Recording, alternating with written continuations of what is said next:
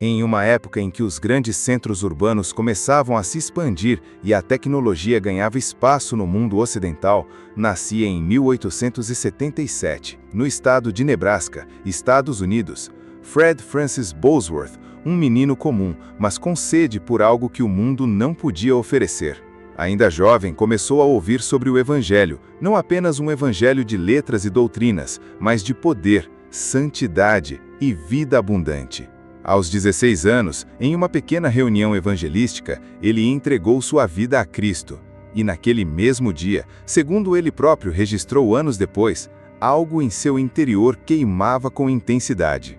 Era o início de uma jornada que mudaria vidas em todo o mundo. Bosworth cresceu no meio metodista, onde o ensino bíblico era sólido, mas os dons espirituais eram raramente manifestados. No entanto, ele lia os evangelhos e o livro de Atos com olhos famintos, perguntando a si mesmo: se Jesus fez isso, por que não veríamos o mesmo hoje?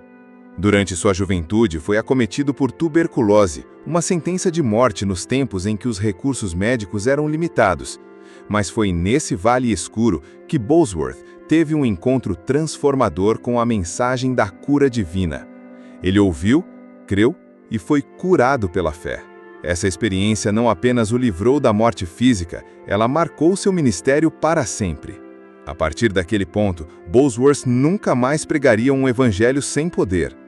Ele dizia: ele não apenas nos salva para o céu, ele nos restaura aqui e agora. Foi ainda no início do século XX que Bosworth começou a se envolver com um movimento pentecostal que nascia com força em lugares como Topeka e Azusa Street. Ele viu a glória, o poder, os dons. Mas ao mesmo tempo, percebia a necessidade de ensinar o povo com equilíbrio, doutrina sólida e fé viva. E assim começou a missão de sua vida: provar que a cura era parte do Evangelho. Ele não desejava fama nem posição, desejava ver Jesus glorificado, em cada corpo restaurado, em cada testemunho de libertação, em cada lágrima de gratidão de uma mãe cujo filho fora curado. F. Bosworth não era apenas um pregador, era um homem que carregava um peso de glória, uma unção visível, uma fé que penetrava a incredulidade. E isso era só o começo. Quando F. Bosworth começou a pregar, muitos diziam que cura divina era apenas emocionalismo. Outros diziam que milagres haviam cessado com os apóstolos. Mas ele não se importava com vozes humanas.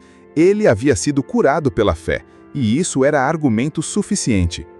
Com uma Bíblia aberta e o coração rendido, ele atravessava cidades e estados, organizando pequenas reuniões onde a presença de Deus tomava o lugar antes mesmo que os cultos começassem. Não havia marketing, não havia redes sociais, havia fé. E foi essa fé que começou a atrair multidões. Suas mensagens eram simples, mas carregadas de revelação. Ele dizia: a cura é tão parte da redenção quanto o perdão dos pecados. Se você pode crer que Jesus levou suas iniquidades, também pode crer que ele levou suas enfermidades. As pessoas vinham de longe, carros de boi, carruagens e até a pé.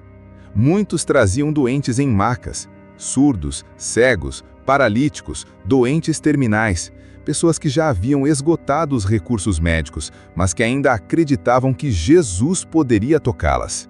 E ele tocava. Em uma de suas primeiras campanhas conhecidas, realizada em Lima, Ohio, os testemunhos começaram a se espalhar.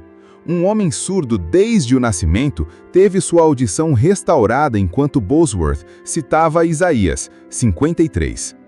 Certamente ele tomou sobre si as nossas dores. Naquela mesma noite, uma mulher que sofria de um tumor nas costas caiu de joelhos ao sentir algo como fogo subindo por sua coluna. Quando levantou, o tumor havia desaparecido. Os médicos da cidade foram chamados para examinar.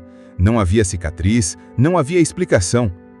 Com o passar dos anos, Bosworth passou a ser convidado para reuniões maiores, ginásios, auditórios e até estádios, onde pregava com a mesma simplicidade de um culto rural. Mas o que chamava a atenção não era a sua eloquência, era a atmosfera. Dizem que em algumas noites, enquanto ele falava, as pessoas começavam a chorar sem motivo aparente. Outras sentiam calor em partes do corpo doentes, e havia aqueles que, ao tentar se levantar para ir embora, percebiam que já estavam curados. Não era manipulação, não era emoção, era o poder do Espírito Santo confirmado pela fé em Jesus. Ele não gritava, não pressionava, ele ensinava a palavra e deixava que o Espírito agisse. Era como se cada versículo que ele lia se transformasse em espada e óleo ao mesmo tempo, cortando a incredulidade e ungindo a fé. E a cada campanha, os milagres aumentavam, não apenas em número, mas em profundidade.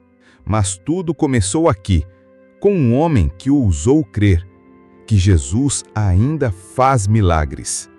A fama de F.F. Bosworth nunca foi buscada, mas não pôde ser evitada. Enquanto muitos pregavam sobre um Cristo do passado, Bosworth falava de um Cristo vivo, ativo, presente, um Jesus que ainda curava, tocava, libertava. E as provas estavam por toda parte, os testemunhos se multiplicavam mais rápido que os jornais conseguiam registrar. Em uma cruzada realizada em Dallas, Texas, uma mulher cega de nascença foi levada até a frente após a pregação. Ela não via a luz do sol desde que nasceu. Bosworth, calmo como sempre, simplesmente impôs as mãos sobre os olhos dela e orou: Senhor, abra os olhos da tua serva, para que o mundo saiba que tu ainda operas. Ao remover as mãos, a mulher começou a gritar, não de desespero, de espanto. Ela via, ela enxergava. O culto terminou em choro, adoração e reverência. Médicos da cidade a examinaram nos dias seguintes. O diagnóstico era claro, o que era impossível agora era fato. Em outro evento, no Canadá, um menino surdo-mudo foi apresentado aos pés do púlpito. Após a oração, seus ouvidos começaram a reagir aos sons e sua boca começou a balbuciar palavras que nunca aprendera. A multidão ficou em silêncio. Muitos começaram a se ajoelhar. A glória de Deus era palpável. Esses milagres não eram isolados, eles eram frequentes. E mais do que isso, eles vinham com um acompanhamento de dons espirituais específicos. O dom da palavra de conhecimento fluía com exatidão. Em meio a centenas, Bosworth dizia: há uma mulher com um caroço na parte direita do abdômen. Você orou hoje pedindo a confirmação de que Jesus ainda cura. Está aqui, ele ouviu. A mulher se levantava, chorando. O tumor desaparecia ali mesmo, sem toque, sem esforço humano, apenas pela manifestação do poder de Deus. O dom da fé sobrenatural também era evidente. Era como se sua convicção fosse contagiosa. Quando Bosworth dizia, você vai ser curado agora, o ambiente se dobrava àquilo que era declarado. Era como se o céu inteiro dissesse, amém. Dizem que houve uma campanha em que um grupo de céticos se organizou para desmascará-lo. Sentaram-se juntos na frente da tenda, tomavam nota, riam discretamente. Mas ao fim do culto, 3 deles estavam no chão, não por persuasão humana, mas pela força invisível que não conseguiram resistir. 2 deles saíram curados de doenças antigas. O terceiro, convertido. Até mesmo pastores que antes criticavam passaram a se alinhar com sua visão bíblica, dizendo, ele não faz shows, ele não se exibencia, ele apenas crê, e Deus responde. Bosworth repetia constantemente, o problema não é Deus não querer curar, o problema é que o povo não sabe que já foi providenciado. Quando você crê que é parte da redenção, a cura vem. Cristo, o médico, dizia ele, não está aposentado, ele está em plena atividade. Na próxima parte, vamos mergulhar no ministério de ensino e como Bosworth espalhou essa mensagem para gerações seguintes, formando homens e mulheres que também curaram enfermos e carregaram essa unção. Mas tudo começou com fé. Fé verdadeira. Fé que gera milagres que nem o mundo inteiro conseguiu ignorar. Depois de anos de campanhas e testemunhos incontestáveis, F.F. Bosworth entendeu que a maior necessidade da igreja não era apenas receber milagres, mas compreender, com revelação, que a cura faz parte da herança do crente. Esse ensino tomou forma em um livro que viria a se tornar um marco na história do cristianismo moderno. Cristo o Médico, Christ the Healer. O livro não era um apelo emocional, era um tratado bíblico, repleto de versículos, testemunhos e explicações sólidas. Ele desafiava os crentes a crerem na cura divina como parte da expiação de Cristo. Não podemos pregar um Cristo Salvador sem pregar também um Cristo que cura. Ele levou os nossos pecados e também levou as nossas doenças. Fred Francis Bosworth. O impacto foi imediato. Pastores começaram a usar o livro como manual de discipulado. Missionários levavam para o campo como referência. Homens como Oral Roberts, T.L. Osborne e Kenneth Hagin foram profundamente influenciados pelo ensino de Bosworth e se tornaram mais tarde vozes mundiais em fé e cura. Mas Bosworth não estava interessado em formar uma escola de pensamento. Ele queria levantar uma geração de fé. Muitas vezes, ao fim de suas cruzadas, ele não fazia apenas apelo para a cura.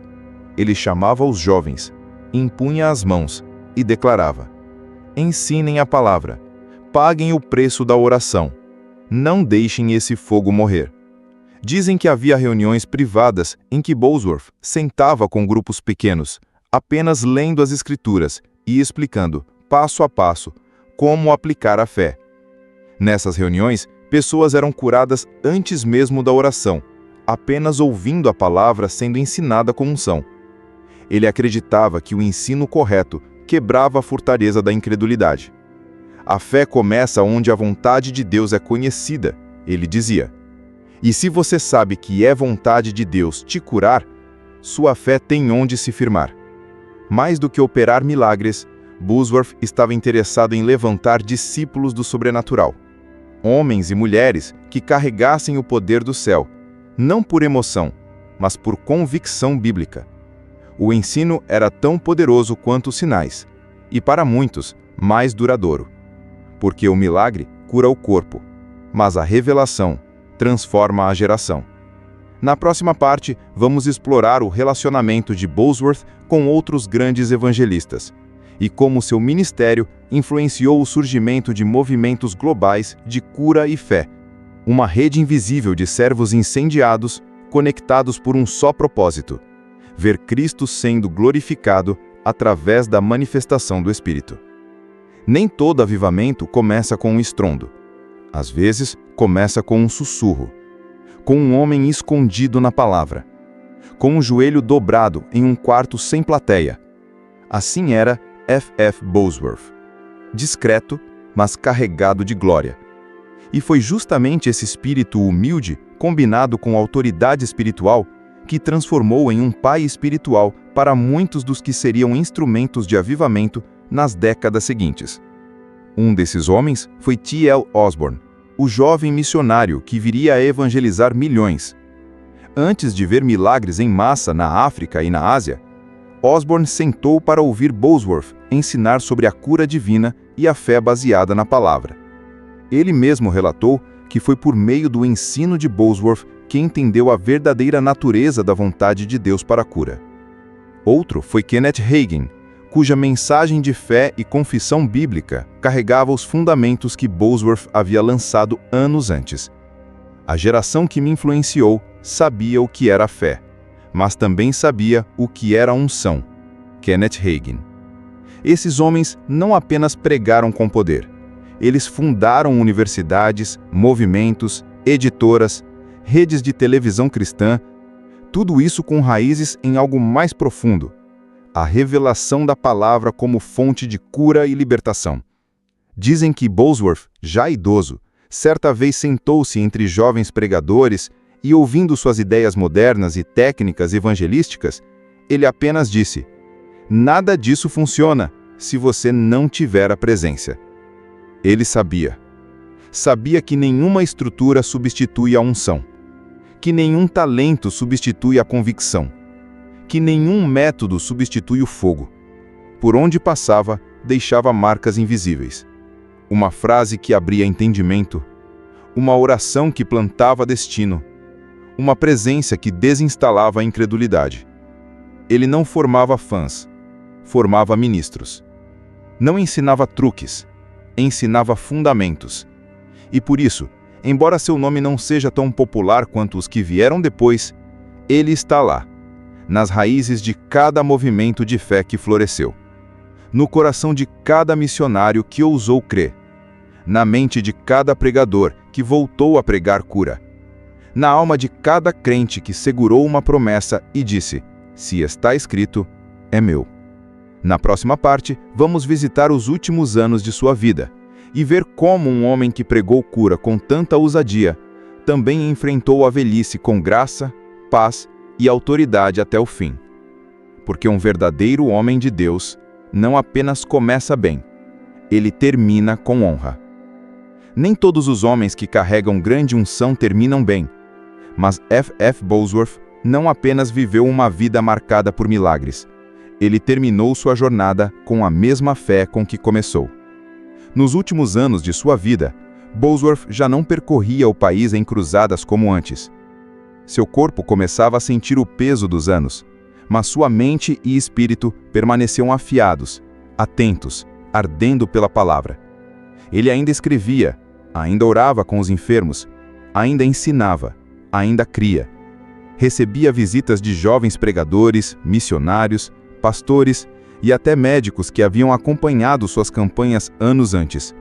Muitos vinham para ouvir conselhos, outros vinham simplesmente para estar perto de alguém que havia caminhado com Deus. A presença no quarto dele era diferente, relatou um pastor. Não precisava dizer muita coisa, bastava estar ali. Ele carregava o céu nos olhos. Mesmo em idade avançada, Bosworth nunca se retraiu diante da doutrina que pregava. Ele nunca disse: "Talvez Deus cure." Ele dizia com firmeza: "Cristo já levou sobre si as nossas enfermidades.